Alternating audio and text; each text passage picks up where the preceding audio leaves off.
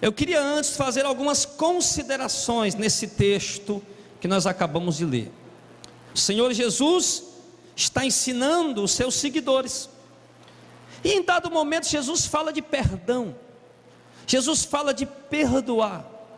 Pedro se aproxima dele e pergunta: mas Senhor, até quantas vezes o meu irmão pecará contra mim por dia e eu perdoarei? 7?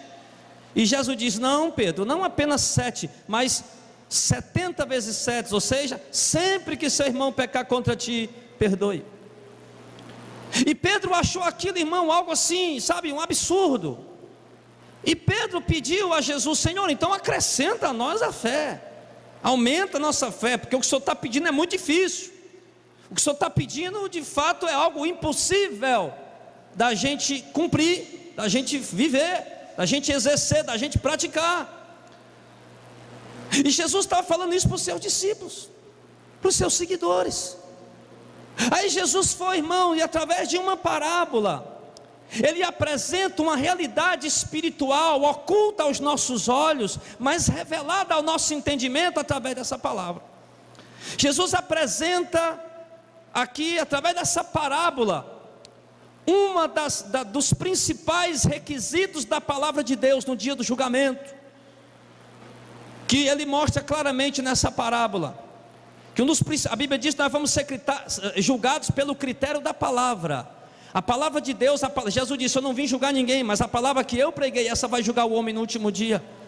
O critério do julgamento vai ser a palavra. Cristo vai se assentar no seu tribunal, e através da palavra que ele ensinou, que ele ministrou para nós, tanto ele e também os seus santos apóstolos, e a palavra que ficou registrada no decorrer dos séculos, esta palavra vai ser usada como critério no dia do julgamento. É como se no dia do julgamento o Senhor sentado no seu trono, com os seus anjos ali ao seu lado, e nós diante do trono para ser julgado, e o Senhor vai olhar para a nossa vida através da palavra escrita, e se nós praticamos o que Ele ensinou ou não. E um dos critérios que nós vimos aqui, amado, na palavra do Senhor para o dia do julgamento, porque Cristo disse: assim será, se não perdoardes o irmão do fundo do coração, o meu Pai fará também o mesmo com vocês. Então, queridos, nós entendemos que nós vivemos numa sociedade corrompida, no meio de pessoas imperfeitas e pessoas falhas, que nós estamos sujeitos a magoar alguém com palavras, nós estamos sujeitos a ser magoados, feridos com palavras, nós estamos sujeitos a magoar ou ser magoados por pessoas dentro da nossa própria casa, pelos maridos, pelas esposas, pelos filhos, pelos pais. Estamos sujeitos a magoar alguém ou ser magoado por alguém no ambiente de trabalho, nos estudos, ou enfim, em algum lugar que a gente vai. Nós estamos sujeitos a viver isso, a passar por isso, a sofrer um momento em que alguém explode conosco, ou que a gente explode com alguém, e que de repente daquele momento, aquelas palavras, pode surgir uma palavra mal colocada, e pode brotar e nascer uma mágoa no coração de alguém. E aquela mágoa pode trazer uma suspeita, pode trazer um ressentimento, pode colocar um sentimento ruim no seu coração em relação àquela pessoa. E o Senhor Jesus aqui, meu irmão, Ele quer que nós sejamos limpos de toda mágoa que há no nosso coração. Ele quer que nós sejamos limpos de todo ressentimento que há em nosso coração. Ele quer que os filhos perdoem os pais se há alguma mágoa no coração. Ele quer que os pais perdoem os filhos se existe alguma mágoa, algum ressentimento no coração. Ele quer que as esposas perdoem os maridos, e que os maridos perdoem as esposas, independente da situação que causou a mágoa ou o ressentimento. Por quê, pastor? Porque esta parábola nos ensina, amado irmão, que todos nós somos servos do mesmo Senhor, que é Deus. Nós temos um único Senhor, que é Deus. O Senhor no sentido de soberania, ser soberano, é Deus. E todos nós, o texto mostra, somos conservos uns dos outros. O que é isso? Que servimos ao mesmo Senhor, que trabalhamos para o mesmo Deus. Essa parábola, ela foi ministrada no contexto da irmandade. no contexto da irmandade. Há outros textos na Bíblia que Jesus fala para perdoar um ímpio, para perdoar um pecador que me agrediu, para perdoar alguém lá de fora que me feriu. Mas nesse texto especificamente, Jesus fala aqui no sentido da irmandade, a igreja, a eclesia do Senhor, a igreja do Senhor. Mas aqui eu já quero levar, como eu disse, há vários outros textos na Bíblia que levam para o sentido da família, para o sentido de amigos, de vizinhos, de parentes, de pessoas distantes, enfim, para perdoar todo mundo. Mas o Senhor mostra aqui, ainda dentro do âmbito da igreja, que todos nós somos conservos uns dos outros e servimos ao único Deus soberano e verdadeiro. E que esse Deus soberano e verdadeiro mostra que no dia da prestação de contas, Ele vai mostrar para você que os pecados que Ele perdoou de você equivalia a uma quantidade que era impossível de você alcançar o perdão pelos seus próprios méritos. O texto mostra que cada um de nós devemos 10.000 talentos a Deus. E 10.000 talentos, irmãos, por mais absurdo que pareça, equivalem, eu calculei aqui, a 60 milhões de diárias trabalhadas. 60 milhões de diárias trabalhadas dividido por 365 dias, que equivale a um ano, daria, nós devemos a Deus 165 mil dias, 1000 anos de trabalho sobre a terra. Nem Matusalém, que foi o que viveu mais, 900 anos, nem Matusalém, meu irmão, conseguiu chegar a 1000 anos. A Bíblia diz que a dívida dos nossos pecados, os pecados que nós devemos a Deus, nós precisaríamos viver durante 165 mil anos na terra, sem nunca mais pecar, sem nunca mais fazer nada errado, sem nunca mais transgredir uma lei de Deus, sem nunca mais magoar alguém, ferir alguém. 165 mil anos sobre a terra, fazendo a vontade de Deus, trabalhando para Deus. Aí nós temos nosso pecado perdoado. Mas obviamente, irmão, que isso é absolutamente o quê? Impossível. Por isso que Deus traçou um plano de salvação pela graça. Porque ninguém consegue passar sequer um dia sem pecar. Então, irmão, você está entendendo? 60 milhões de dias trabalhando, 165 mil anos trabalhando todo dia para alcançar o perdão de Deus, ninguém conseguiria. É isso que Deus está mostrando para nós. Era isso que eu e você devia a eles. E no dia do julgamento Ele vai mostrar para nós que Ele perdoou essa dívida para nós. Ele perdoou. Você devia tudo isso a Deus. É impossível de você pagar a Deus o que você devia.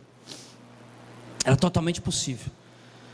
E quando aquele servo chegou para prestação de conta, que Deus chamou para prestação de conta, que ele viu que não podia pagar, que ele viu que nele não havia nada de bom, ele caiu aos pés do Senhor, pedindo: Senhor, sê generoso para comigo e tudo te pagarei. Essa palavra generoso, meu irmão, ela entende-se o seguinte: tem muita paciência comigo, Senhor, demora muito tempo tendo paciência comigo, que tudo eu vou te pagar. Mas o Senhor sabia que era impossível aquele homem pagar.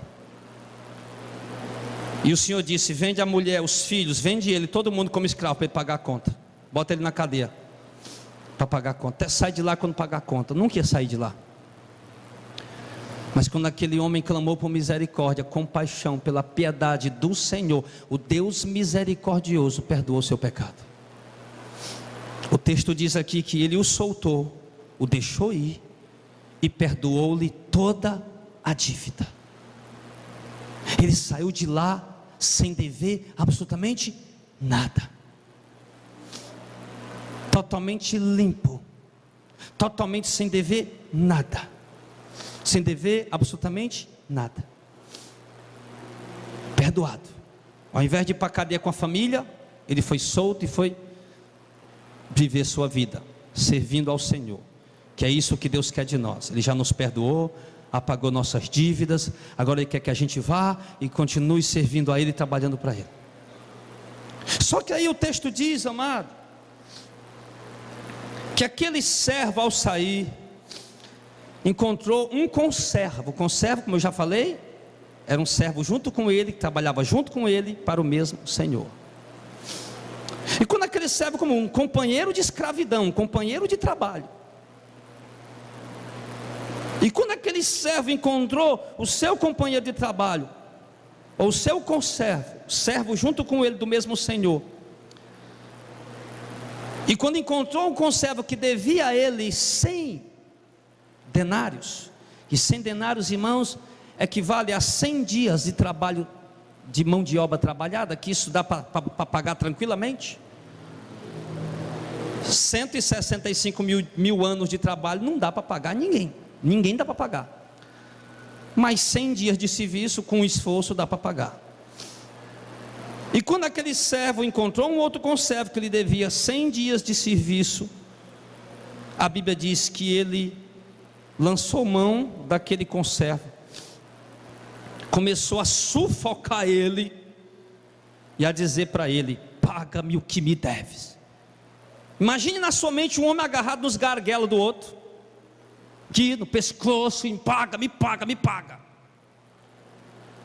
E o cara tinha acabado de sair de ser perdoado, encontrou o conservo lá: me paga, me paga, me paga. E o interessante, irmão, é a semelhança do verso 26 com o verso 29. Aquele conservo caiu no chão, prostrou-se de joelho diante do seu conservo e disse as mesmas palavras que ele disse para o Senhor: tem misericórdia de mim, seja generoso comigo, tem paciência comigo, me dá bastante tempo que eu vou te pagar a dívida. Usou as mesmas palavras, a mesma coisa. Mas no verso de número 30 diz o que? Ele porém não quis, antes foi encerrá-lo na prisão até que pagasse a dívida. Quando o conservo clamou por perdão, diz que ele porém não quis. A palavra não quis, irmão, o termo não quis significa que aquele homem era inclinado para o mal, era um homem inclinado a rejeitar as pessoas, inclinado à maldade, a fazer maldade. Ele tinha uma tendência maligna no coração dele. É isso que significa o termo não quis. Ele tinha uma tendência mal no seu coração, maligna no seu coração, perversa. Ele tinha condição de esperar mais tempo, ele tinha condição de deixar passar o tempo, ele tinha condição até de dispensar aquela dívida, mas como ele tinha uma tendência maligna no coração, só por maldade, é isso que significa, pela pura maldade, ele não quis perdoar aquele conservo. E o texto diz, irmãos, que isso aqui, quem age dessa maneira, muitas vezes somos alguns de nós. Lembra do perdão que você recebeu de Deus? Você nunca ia poder pagar a dívida que você devia a Deus, mas a dívida, ou seja, o pecado que o teu irmão cometeu contra ti, é bem pequenininha comparando com os pecados que Deus te perdoou. É microscópica, é insignificante o pecado que o irmão cometeu contra ti, que tua mulher cometeu contra ti, que teu marido cometeu contra ti, que teu filho cometeu contra ti, que teu pai cometeu contra ti, que teu amigo, teu colega, teu parceiro de trabalho, de estudo cometeu contra ti. Ele está dizendo que por mais que ele tenha cometido um pecado duro, absurdo, grosso, ele está dizendo que é pequeno diante do perdão que Deus nos deu. Contudo, amados, nosso coração inclinado para o mal, muitas vezes se rejeita a liberar o perdão.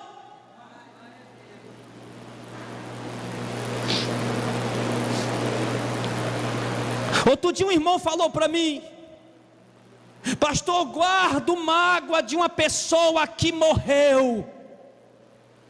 Eu digo, meu irmão, isso é reflexo de alguém que nunca teve um encontro com Cristo.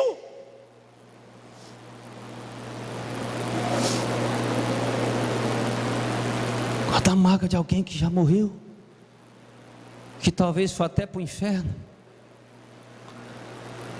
é reflexo de alguém que nunca conheceu Jesus. Eu disse, meu irmão, ore para Deus colocar o perdão no seu coração. Ore para você perdoar essa pessoa. E ali, amados,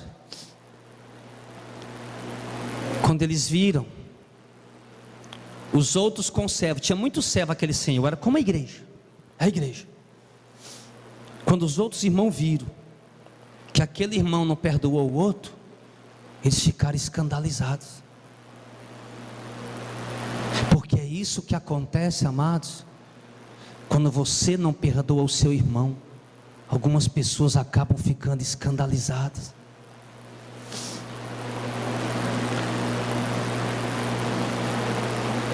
As pessoas mais próximas de você, que conhecem, sabem que você tem mágoa de alguém, elas são escandalizadas com você. As pessoas mais íntimas de você, mais próximas a você, que conhecem e sabem que você guarda ódio, guarda mágoa, guarda ressentimento, embora você queira disfarçar, mas algumas pessoas mais íntimas, mais próximas percebem, conhecem, irmão, elas ficam escandalizadas. E aquelas pessoas ficaram escandalizadas e ficaram tristes e foram falar para o Senhor. E foram dizer para o Senhor, e a Bíblia diz, amado, que quando eles foram dizer para o Senhor, no verso 32, o Senhor mandou chamar aquele servo à presença dele. E o Senhor, ao chamar aquele servo na presença dele, disse para ele: servo malvado, maligno, perverso, inclinado para o mal, perdoei-te toda aquela dívida. Tu estás endividado comigo, não podias pagar. Eu perdoei-te toda aquela dívida.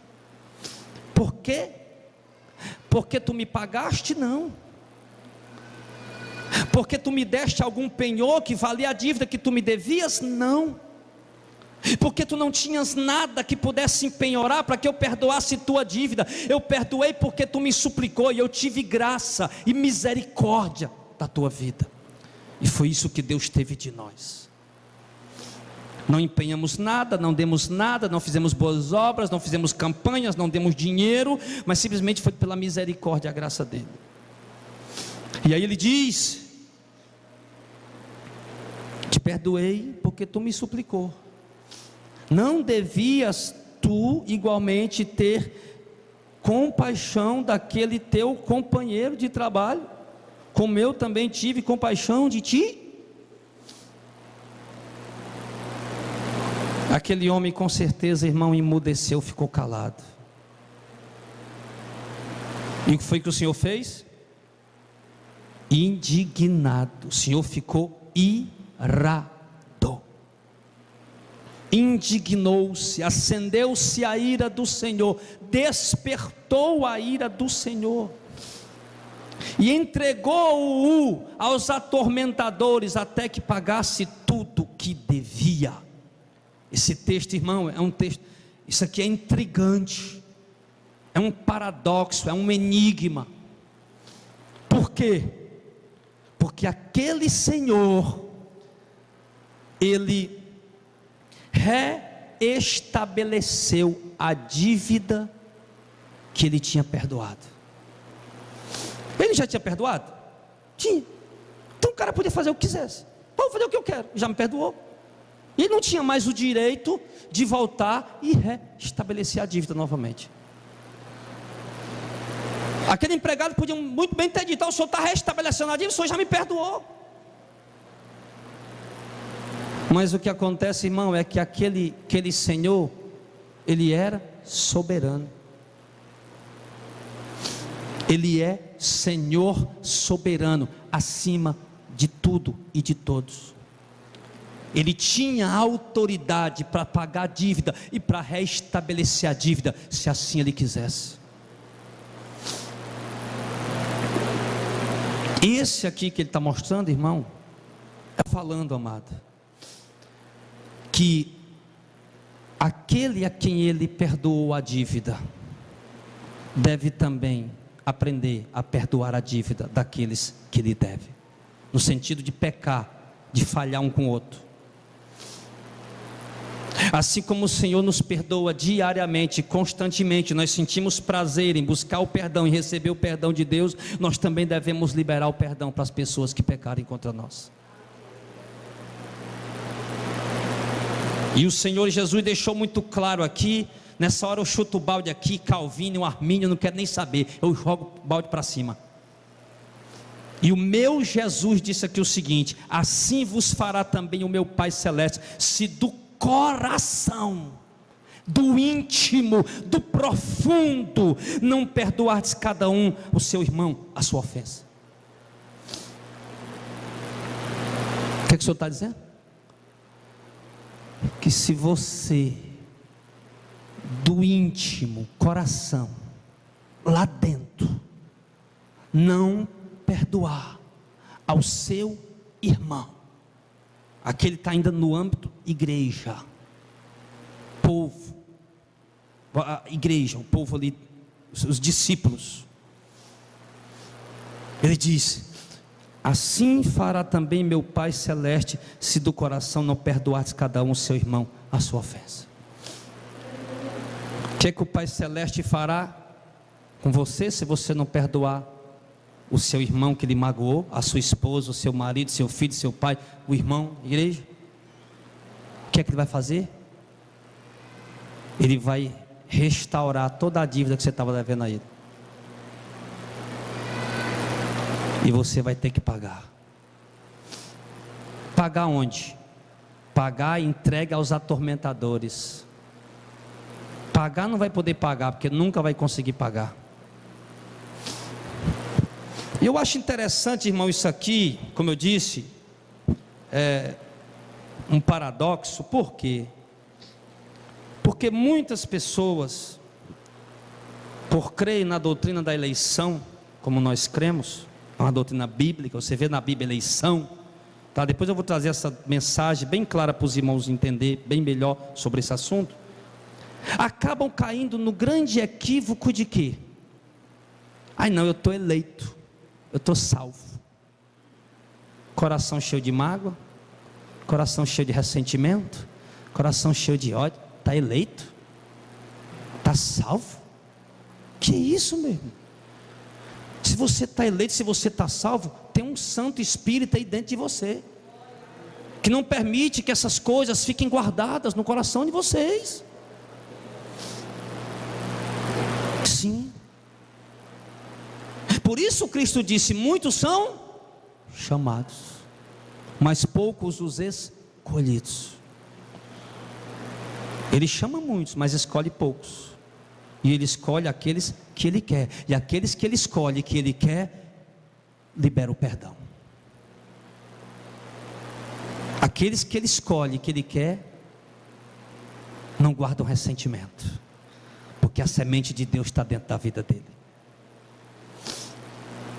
Sim. Amados,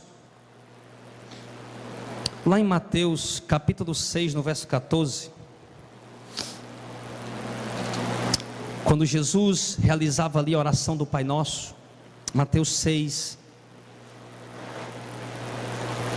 e verso de número 14, 15, ele diz assim: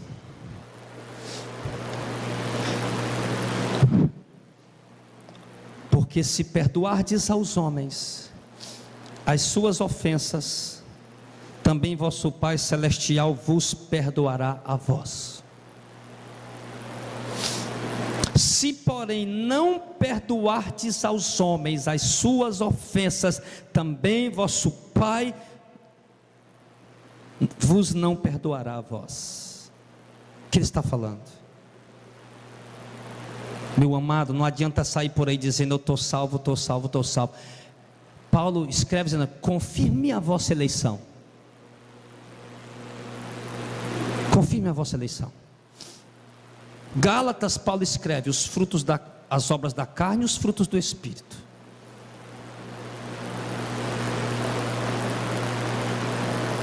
Ele fala que o escolhido, o eleito para ser salvo, ele manifesta os frutos dignos de quem realmente se arrependeu e está salvo. E um deles é o perdão. Por isso Cristo diz: se vocês não perdoarem aos homens, não há salvação para vocês. É sinal que você não foi eleito.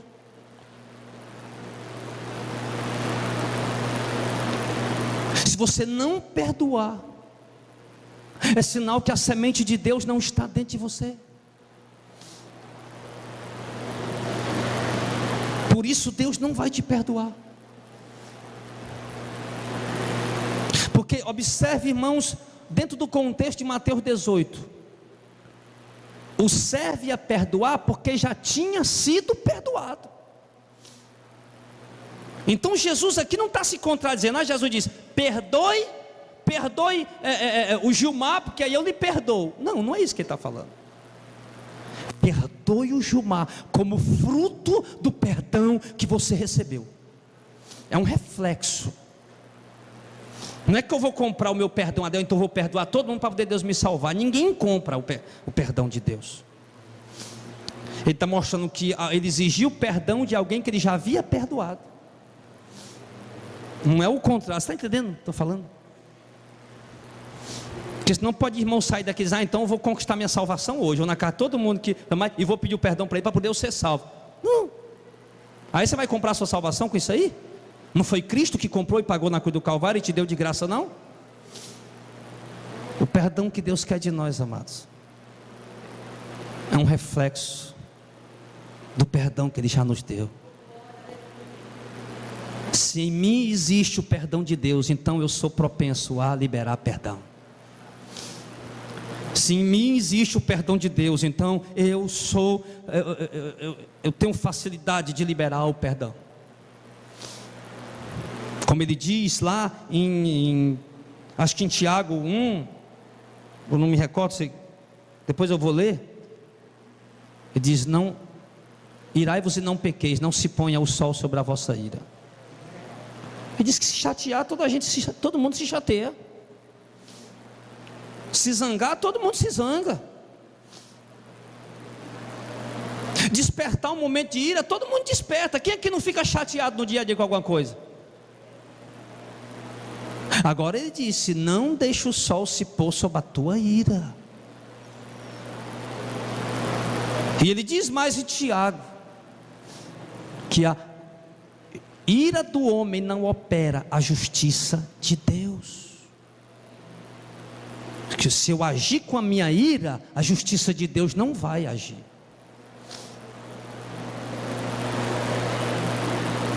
Então, querido, o texto é muito claro em mostrar para nós que o Senhor Ele restabelece a dívida ao pecador que não liberou perdão para com o seu próximo. Eu lhe digo, irmão, quantos lares hoje estão infelizes? Muitos. Por quê? Por causa da falta de perdão. Quantas esposas hoje vivem guardando uma mágoa, um ressentimento de anos, e que não tem paz com seu marido por causa da falta de perdão? Quantos esposos hoje vivem guardando uma mágoa, um ressentimento de algo que aconteceu há anos, há meses, há anos, sei lá, irmão, e que vivem infelizes por causa do ressentimento, da mágoa que guarda dentro de si? Quantas pessoas hoje vivem infelizes, que podiam ser felizes com sua esposa, com seu marido, com sua família, com sua casa, com seu lar, mas são pessoas amarguradas, pessoas infelizes, pessoas, irmão, recalcadas, sim, complexadas, e por causa de uma única coisa, por causa da mágoa que há dentro do coração. Que essa palavra entre essa noite, como a Bíblia diz que a palavra de Deus é um martelo que quebra a penha, que essa palavra possa quebrar este coração duro esta noite, possa sair perdão daí de dentro.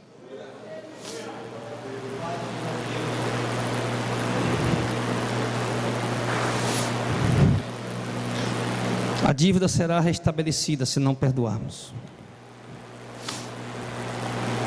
Se Deus já te perdoou e você acha que Deus lhe perdoou e você não liberou perdão para a pessoa, pode ter certeza, você continua com os mesmos pecados diante de Deus. É isso que o texto está falando. Você acha que Deus lhe perdoou, mas se você continua com a mágoa no coração, os mesmos 165 milhões de anos que você tem que trabalhar, o mesmo pecado está do mesmo tamanho em cima de você.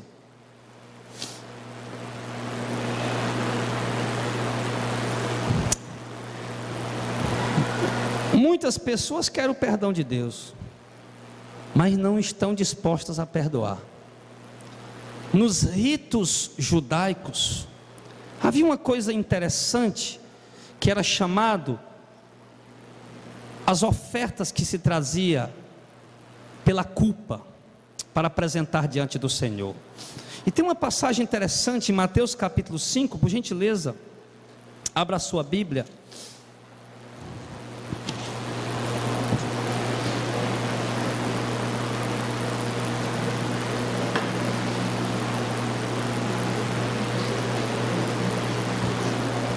Mateus, capítulo de número 5, verso 21 ao 26, vamos ler? Depois eu explico para os irmãos. Diz assim: ouviste que foi dito aos antigos, não matarás, mas qualquer que matar será réu de juízo. Eu porém vos digo, que qualquer que sem motivo se encolerizar contra seu irmão, será réu de juízo. Qualquer que chamar seu irmão de raca, raca era uma expressão de total desprezo, de absoluto desprezo. Se chamar alguém de raca, chamar de tolo, vazio, enfim, será réu do sinédrio. O sinédrio que era o maior juízo dos judeus. E qualquer que lhe chamar de louco ou tolo, será réu do fogo do inferno. Portanto, se trouxeres a tua oferta ao altar, e aí te lembrares de que teu irmão tem alguma coisa contra ti, deixa ali diante do altar a tua oferta, e vai e reconcilia-te primeiro com o teu irmão, depois vem e apresenta a tua oferta. Concilia-te depressa com o teu adversário, enquanto estás no caminho com ele, para que não aconteça que o adversário te entregue ao juiz, e o juiz te entregue ao oficial, e te encerre na prisão. Em verdade te digo, que de maneira nenhuma sairás dali, enquanto não pagar o último centavo. Preste atenção. Quando a gente lê esse texto, principalmente do verso 23 em diante, ele diz que, primeiro ele diz no verso 21 e 22, que nós não devemos usar palavras para ferir e para magoar as pessoas, que até por isso mesmo Deus já está disposto a nos sentenciar. Eu não devo sair por aí amaldiçoando o irmão, condenando o irmão, enfim, agredindo o irmão com palavras. Tenho que procurar agir de uma forma sábia e mansa e longânima. Depois ele mostra do verso 23 até o verso 24. Quando a gente lê essa passagem, como eu ia dizendo, irmão, nos vem sempre a ideia, o tipo de oferta que se tira hoje nos cultos. Tem um irmão que está sentado lá atrás, vem com a sua oferta e coloca lá no gasofilácio. Mas na verdade não é isso que o texto está falando. O único altar que havia para se apresentar a oferta, qual era? O pátio externo do templo, aonde o próprio judeu levava o animalzinho que ele ia apresentar a Deus como uma oferta pelos seus pecados. Levava um cordeiro, levava 2 pombinhas, levava um bezerro, de acordo com a condição financeira dele, para apresentar a Deus ali como propiciação pelo seu pecado. E quando ele chegava na porta do templo, os sacerdotes saíam ao encontro dele, ali ele chegava, apresentava a oferta, dizia algumas palavras do rito judaico, depois colocava a mão em cima da cabeça do animal, tipo para passar o pecado dele para o animal, e ali degolava o animal, e o camarada sai de lá como que tendo seus pecados perdoados. Aí Jesus, que eu achei tremendo, foi isso, foi que Jesus disse: olha, judeus, vocês estão aí com mágoa do irmão, com ódio do irmão, intrigado com o irmão, fizeram mal para o seu irmão, porque no verso 25 Jesus diz que a culpa era, que Jesus está falando para os culpados, não para a parte inocente, mas para a parte culpada. No verso 25 ele revela isso. Você é culpado, você agrediu seu irmão, feriu seu irmão, magoou seu irmão, pecou contra o seu irmão. Agora você vem até o templo com uma oferta de sacrifício pelo teu pecado, achando que Deus vai te perdoar. É isso que Jesus está falando. Aí o judeu saía lá, estava com mágoa do irmão, com ódio do irmão, com despeito com o irmão, apresentava o cordeirinho ali, o sacerdote degolava, fazia lá o sacrifício, ele saía dali achando que estava perdoado. E Jesus disse: de maneira nenhuma o sacrifício pode apagar o seu pecado. Se você quer que Deus receba esse cordeiro que você trouxe para degolar como propiciação pelo teu pecado, ele degolado não vai perdoar teu pecado. Faça o seguinte, deixa ele aí. Você trouxe, tudo bem, de acordo com o rito judaico, está certo. Agora deixa o cordeiro aí, volta, vai lá onde está o teu irmão, perdoa ele, perdoa. Aí quando você fizer isso, que você for lá e perdoar seu irmão, conversar com ele, se consertar com ele, aí você volta, apresenta a oferta pelo pecado, aí o Senhor vai receber. Amém? Está cheio de gente na igreja, amados, querendo cobrir seus pecados com dízimos e ofertas. Meu irmão, nós não somos uma igreja católica indulgente não, meu irmão. Nós não somos a igreja papal que vende indulgência não, meu filho. Não adianta, tem gente que peca e diz: vou passar a semana inteira jejuando para Deus perdoar. Não, vá lá pedir perdão, se consertar com seu irmão. Tem gente que faz o mal ao irmão e agride o irmão e prejudica o irmão. Aí eu vou dar esmola, eu vou jejuar, eu vou participar de todos os evangelismos, de todas as vigílias, todas as campanhas de oração da igreja. Eu vou estar junto, todo aí, fazendo tudo que for para Deus perdoar. Não. Cristo disse: não, Deus não vai lhe perdoar assim. O que Jesus falou sobre os fariseus? Vocês destroem, devoram a casa das viúvas e dos órfãos, e depois ficam ali orando 1 hora, 2 horas, sim, como pretexto. E Cristo disse: a culpa de vocês é maior por isso. Tentar encobrir nossos pecados, o pecado que você cometeu contra o irmão, tentando fazer alguma coisinha boa, dando esmola para os pobres, participando do projeto de graça receber, de graça dar, levando o dízimo para as igrejas que cobram dízimo, levando dinheiro para colocar nos envelopes ungidos, nas igrejas que distribuem envelopes ungidos, meu irmão, ou mesmo na igreja que não cobra nada disso, não exige nada disso, mas você tentando remendar isso com práticas boazinhas, meu amado, Deus não recebe. Quer que Deus receba a tua oração, quer que Deus receba teu jejum, quer que Deus receba a tua oração, teu trabalho no evangelismo, nas missões, nas vigílias. Então faz o seguinte: vai, se reconcilia com teu irmão, aí sim Deus vai te perdoar. Você entendeu isso aí, irmão? Amém? Então era isso que o texto está falando. Aí, mais interessante também ainda no verso 25: concilia-te depressa com quem? Com teu adversário. Essa palavra, esse termo adversário, ele pode abranger várias coisas. Inimigo, mas ele também significa alguém que indiciou você judicialmente, alguém que lhe fez o mal, alguém que lhe armou uma armadilha. Olha aí, aqui o Senhor já fala para a parte inocente e parte culpada, que ele vem falando para os dois aqui. Eu acho tremenda isso aqui. Reconcilia-te primeiro com o teu adversário. O adversário, o texto aqui, sim, ele mostra que o adversário é quem prejudicou a pessoa, é quem lhe prejudicou. É aquele que lhe prejudicou, é aquele que lhe fez o mal. Aí o Senhor diz aqui, reconcilia-te. eu achei interessante, irmão, que esse termo reconcilia-te, eu fui lá no dicionário grego para entender melhor isso aí, e eu vi que não era simplesmente, Diácono Auricelio, a ação de ir na casa do irmão e conversar com ele. Mas o que eu achei interessantíssimo foi, esse termo reconcilia-te foi, pensa bem dele. Coloca no teu coração sentimentos bons em relação a ele. Aí, meu irmão, eu vou lhe dizer, aí é mais complicado. Porque só para ir na casa do irmão, bater um papo com ele, pegar na mão, dar um cheiro no cangote, aí qualquer um pode fazer. É ou não é? Pode.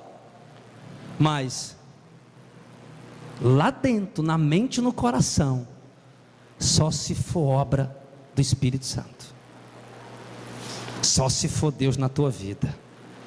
Aí eu te digo, meu irmão, se Deus está fazendo isso na tua vida, bem-aventurado é tu.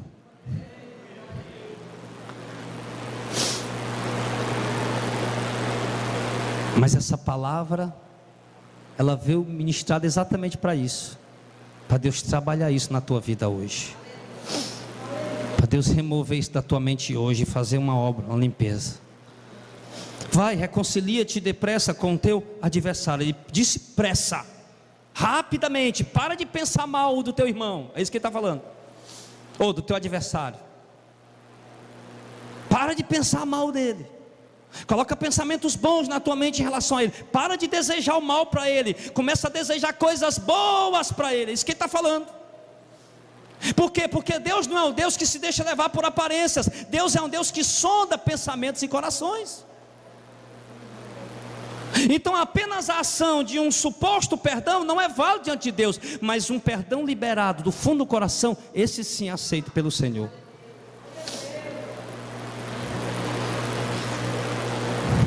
Então, meu amado, reconcilia-te depressa com teu adversário, enquanto estás a caminho de quê? A caminho do julgamento, o julgamento que virá, estamos diante do trono do Senhor, para que ele não venha ganhar causa diante de ti. E por que o Senhor fala isso? Para que ele não venha ganhar causa diante de ti. Ele não te apresente o juiz te apresente ao oficial de justiça, ele te leve para a prisão, você fica lá até pagar a dívida. Ou seja, reconcilia depressa com o teu adversário, para que ele, porque senão ele vai ganhar a causa de ti e você vai ser preso. Ele fala do julgamento. E por que ganhar a causa se supostamente o irmão era inocente? Poxa vida, como é que o cara vai ganhar a causa diante de mim, diante do juiz justo, se eu sou inocente? Sabe o que aqui se ensina para nós, irmão? Que mesmo você sendo, se nós quem agredimos, obviamente que a gente reconhece, não, realmente eu errei, preciso pedir perdão. Mas que mesmo nós sendo inocentes, as vítimas, não podemos em hipótese alguma deixar a mágoa no nosso coração. É isso que ele está falando. Mesmo o Senhor não quer que eu guarde mágoa em meu coração.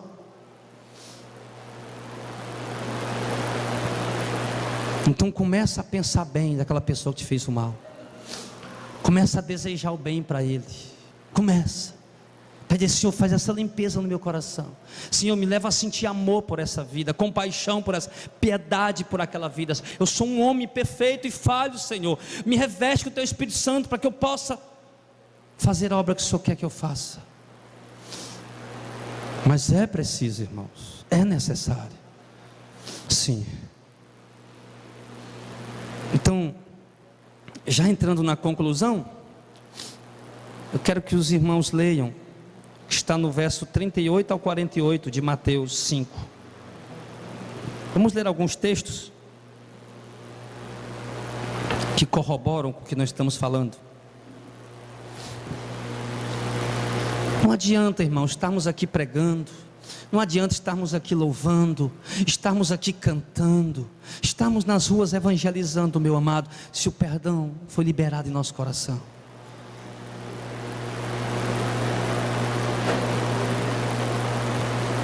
Que nós possamos subir aqui para pregar, que nós possamos vir aqui para louvar, que nós possamos ir ao campo para evangelizar, mas sabendo que o nosso coração está limpo diante do Senhor.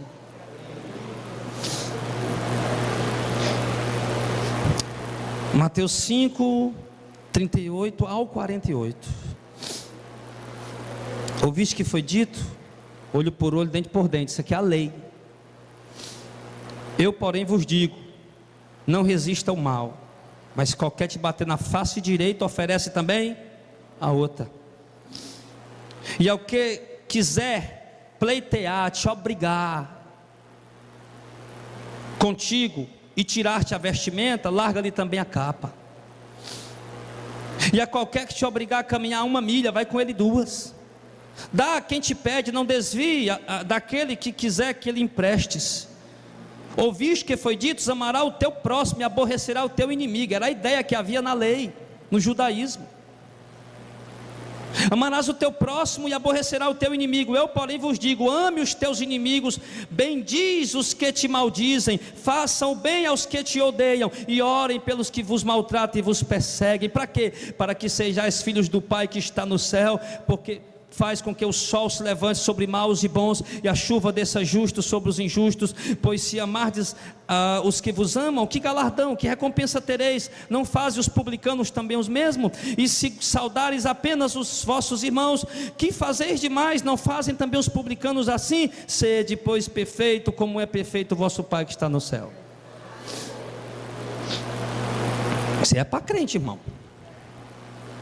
É para quem nasceu de novo. É ou não é? É.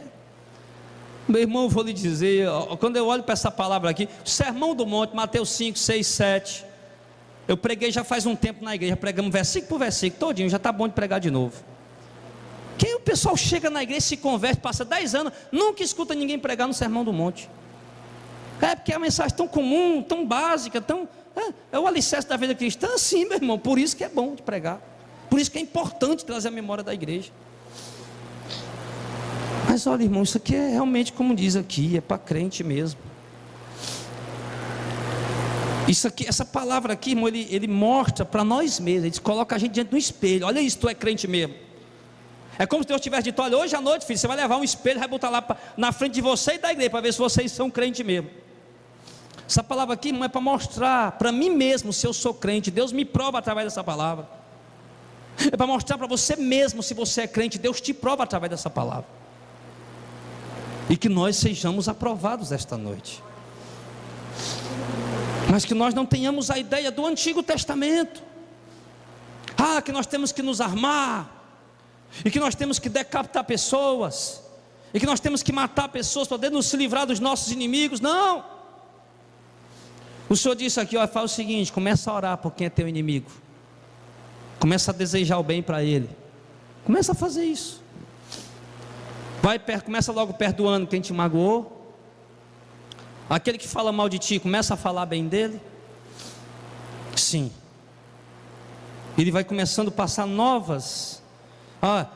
Estava escrito, né? Ame os seus inimigos e ame seus amigos e odeie seus inimigos. Pois eu digo outra coisa. Jesus falou: vocês vão fazer o seguinte, vocês vão amar quem odeia vocês.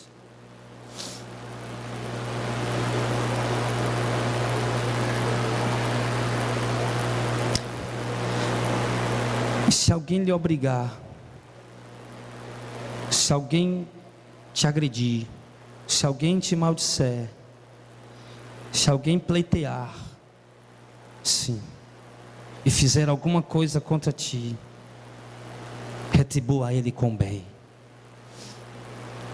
Porque Deus, o santo e justo Deus, faz com que o sol brilhe sobre ímpios e santos.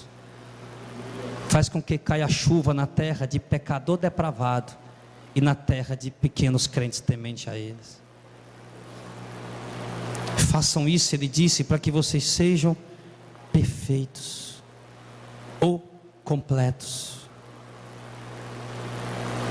diante do Pai que está no céu. Romanos capítulo 12. Romanos capítulo de número 12.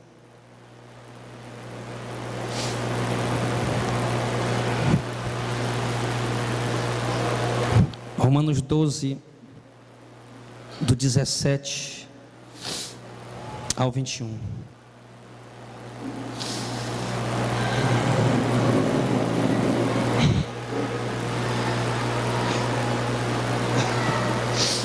A ninguém tornei mal por mal. Procurem as coisas honestas perante todos os homens. Ou seja, o que é que ele está dizendo? A ninguém torne mal por mal. Ou seja, se a pessoa te fez o mal, não torne o mal para ele. Verso 18: se for possível, quando depender de vocês, tenham paz com todas as pessoas. Ou seja, se for possível, quando depender de nós, vamos ter paz com todo mundo. Só não vamos negar a nossa fé. O Lutero disse: a paz se possível, a verdade a qualquer preço. Mas ele falava, se referia em relação à verdade. A verdade. Porque a verdade deve estar acima da paz, deve estar acima de tudo. Mas na questão do relacionamento diário, do cotidiano com nossos irmãos, o que não está relacionado à doutrina, sim, ele disse: depender de nós, vamos ter paz com todo mundo, vamos tratar o povo bem, vamos conversar direitinho com as pessoas, vamos se relacionar bem, sim. 19: não vos vingueis a vós mesmos, amados, mas dai lugar à ira. Por quê? Porque está escrito: minha é a vingança, eu recompensarei, diz o Senhor. Irmãos, isso aqui para nós talvez, pastor, mas talvez não faça nem muito sentido, né? Mas olha aí, irmão, aqueles crentes estavam vendo irmãos serem assassinados pelas mãos de religiosos, políticos. Haviam grupos religiosos, políticos, que estavam matando os irmãos. Aqueles irmãos tinham visto familiares seus serem assassinados, familiares seus serem presos, serem torturados. E está dizendo: olha, por favor, não se vinguem, não se vinguem, não, deem lugar à ira, não dê espaço para a ira operar por meio de vocês, porque, irmãos, se nós dermos lugar para a ira operar por meio de nós, o homem faz atrocidades. Essa semana, olhando o jornal que eu olho na internet, eu vi uma cena bárbara, onde um moço assassinou a ex-namorada no meio da rua, com a faca, na parada do ônibus. Irmão, aquela cena ali, ninguém queira ver. Era triste, terrível. A população foi em cima, matou o cara na hora. A ira, mataram na hora, mesmo instante. Agora imagina que essa cena acontecendo, essa cena de perseguição, de morte, acontecendo dentro da igreja. Era o que estava acontecendo ali naquele momento. Mais ou menos isso. Quando a gente vê essas coisas acontecendo, poxa vida, o cara matou uma criança de 3 anos e 11 meses, uma criança de 3 anos e 4 meses, para estuprar elas depois de morta. Isso imediatamente, irmão, sobe uma ira no coração da gente. Poxa vida, se eu tivesse lá, eu ia estraçalhar esse cara.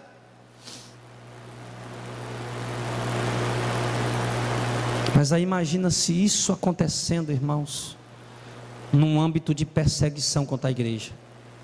Tem cristãos vivendo isso. Tem cristãos vivendo isso hoje. Tem.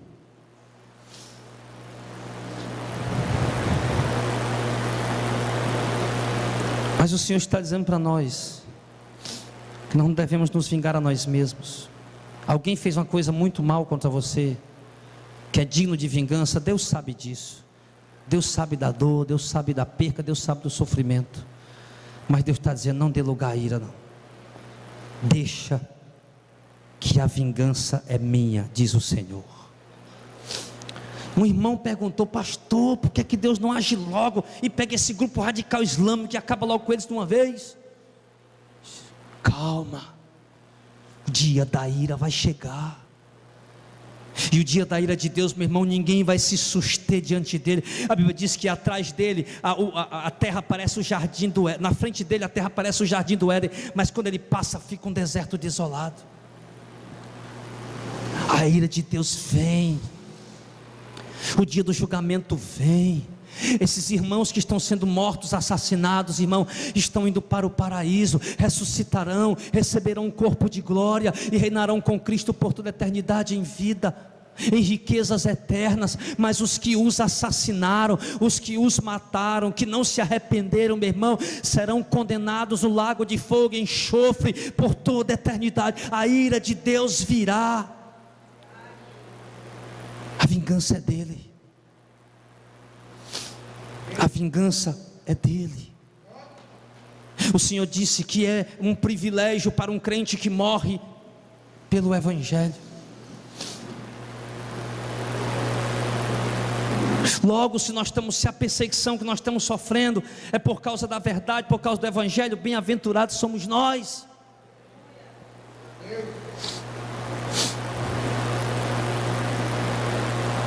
Hoje um dos diretores da rádio já ligou para mim, a minha esposa estava lá, já falou comigo hoje: pastor Jadel, ele não disse o nome, mas a gente está pagando quanto para fazer o programa de rádio?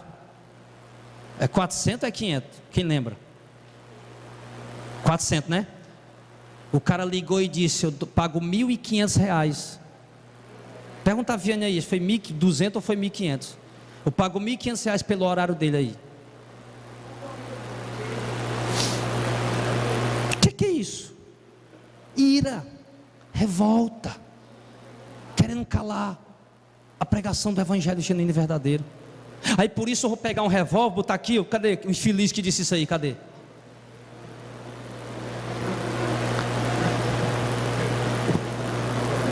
O Johnny estava lá em Madalena, pregando a palavra de Deus na rádio. Chegou lá padre, chegou lá pastor, falaram com o diretor da rádio: bota esse menino para ir embora da rádio, que ele está pregando muita coisa que não é para pregar. Aí botaram o Johnny para fora da rádio.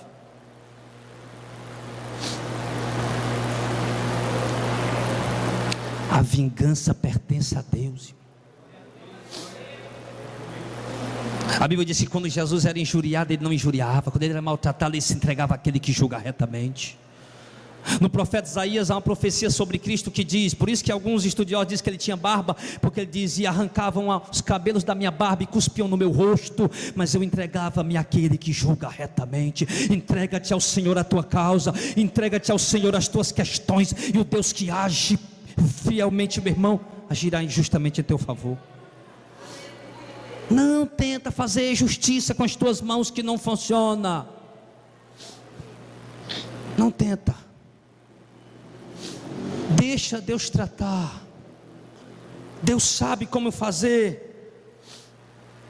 Não adianta criar uma milícia, como a gente vê por aí nas regiões sul, sudeste do país. Uma milícia para sair por aí matando gente, isso não resolve nada. A palavra de Deus diz: dê lugar à ira, minha vingança, eu recompensarei. Senhor, Deus vai recompensar, e Ele sabe como recompensar cada um. Continua sofrendo, continua aí apanhando, continua aí sendo martirizado, sendo maltratado, sendo rejeitado. Ele diz que bem-aventurados são vocês quando forem injuriados, difamados, maltratados, blasfemados, rejeitados por causa do meu nome, do meu Evangelho. Bem-aventurado é vocês.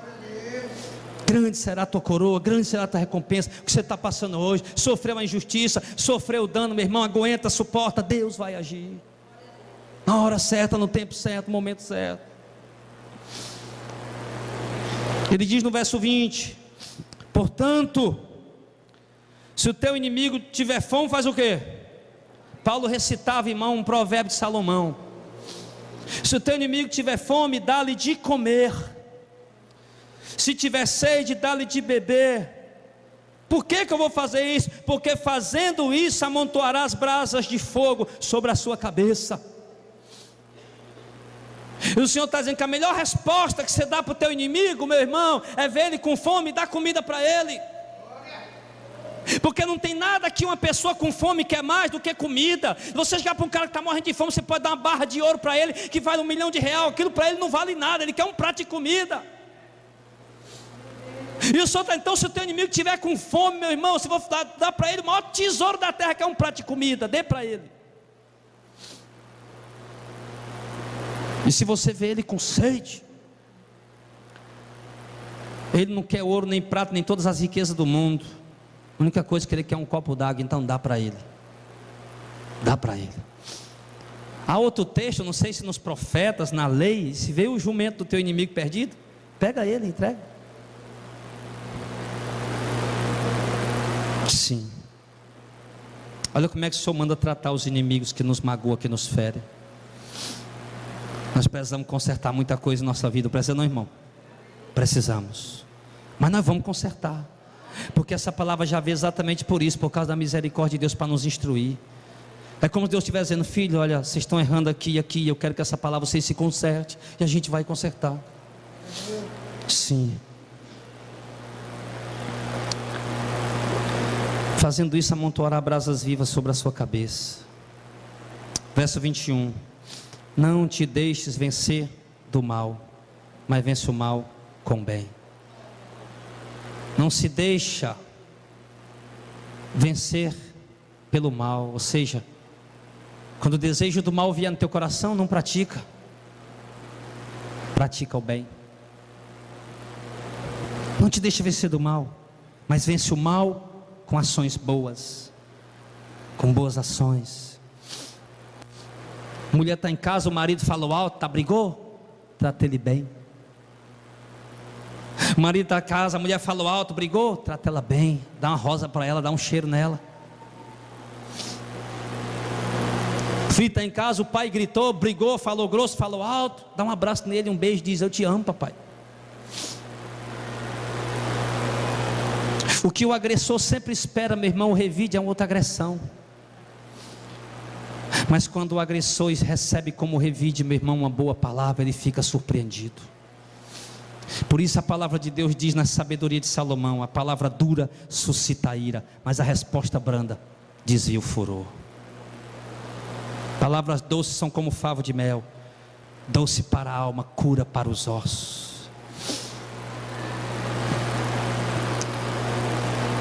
E para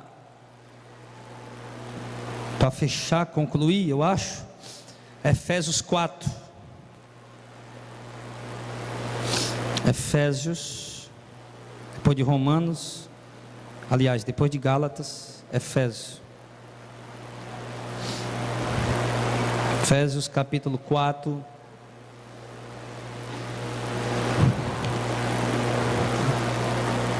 Verso 26, 31 e 32. Efésios 4, verso 26, 31 e 32. 4, 26. Irai-vos e não pequei, não se põe o sol sobre a vossa ira. Verso 31 e 32. Toda amargura e ira e cólera e gritaria e blasfêmia, e toda malícia seja tirada do meio de vocês. Antes, sejam uns para com os outros benignos, misericordiosos, perdoando-vos uns aos outros, como também Deus vos perdoou em Cristo. Ser benigno uns com os outros, desejar o bem, praticar o bem, fazer o bem. Sim. Tiago capítulo 1, para encerrar. Tiago 1. Esse é o último que está aqui para a gente ler. Tiago capítulo 1, verso 19 e 20.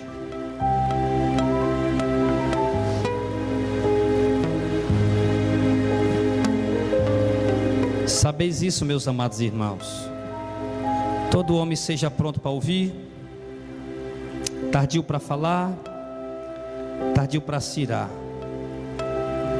Por quê? Porque a ira do homem não opera a justiça de Deus. Todo homem seja tardio para se irar. Tem pessoas, irmãos, que a ira é um reflexo. Já vem a ira, ele já está agindo. Seja tardio em irar-se. Seja tardio em irar-se. Seja mais longânimo, mais tolerante, benigno, compassivo, misericordioso.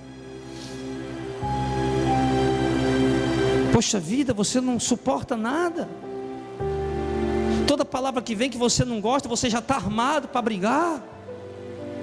Você nunca sabe relevar nada, nunca aguenta nada, nunca suporta nada. Nós não podemos ser assim, irmãos. Não podemos ser assim. Então, queridos, receber o perdão de Deus é maravilhoso.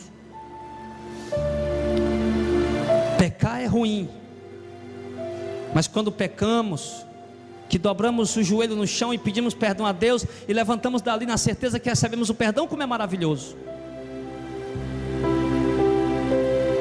Como é maravilhoso receber o perdão. Mas nós temos que lembrar de uma coisa, que alguém também gostaria de receber o seu perdão. Alguém também gostaria de que você o perdoasse, que você deixasse de pensar mal, de desejar o mal, passasse a pensar bem, desejar o bem, perdoar. Então que nós possamos guardar esta palavra, refletir, meditar e possamos ter ela aqui dentro do nosso coração e exercê-la para o nosso próprio bem, para a glória do Senhor e para a edificação da igreja.